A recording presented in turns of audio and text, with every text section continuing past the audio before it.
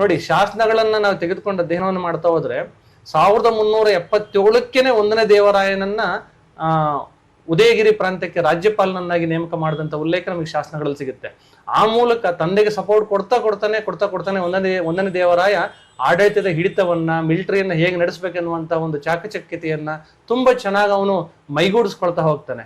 So ಈ ಹಿನ್ನೆಲೆಯಲ್ಲಿ ಏನಾಗುತ್ತೆ ಅಂತ ಹೇಳಿದ್ರೆ 1404 ಆಗಸ್ಟ್ 30ನೇ ತಾರೀಕಿನಲ್ಲೂ ಇಮ್ಮಡಿ ಹರಿಹರ ಅಂದ್ರೆ 2ನೇ ಹರಿಹರ ಮರಣವನ್ನು ಹೊಂದ್ತಾರೆ.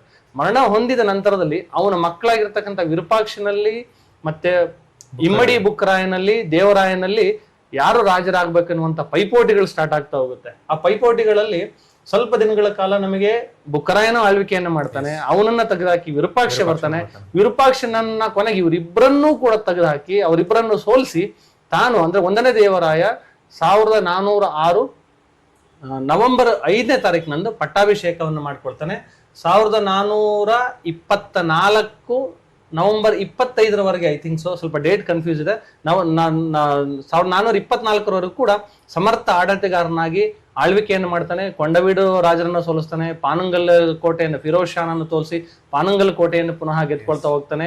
ಈ ಕಡೆ ಗೋವಾವನ್ನು ಕೂಡ ತನ್ನ ಅಧಿಕೃತವಾಗಿ ತನ್ನ ಅಧೀನದಲ್ಲಿ ಇಟ್ಕೊಂಡು ಇಡೀ ಸಾಮ್ರಾಜ್ಯವನ್ನು ಅತ್ಯಂತ ಶಿಸ್ತುಬದ್ಧವಾಗಿ ಕಾಪಾಡಿಕೊಂಡು ಮುಂದುವರಿಸ್ಕೊಂಡು ಹೋಗೋದನ್ನ ನಾವು ಚರಿತ್ರೆ ಪುಟಗಳಿಂದ ಅಧ್ಯಯನವನ್ನು ಮಾಡಬಹುದು.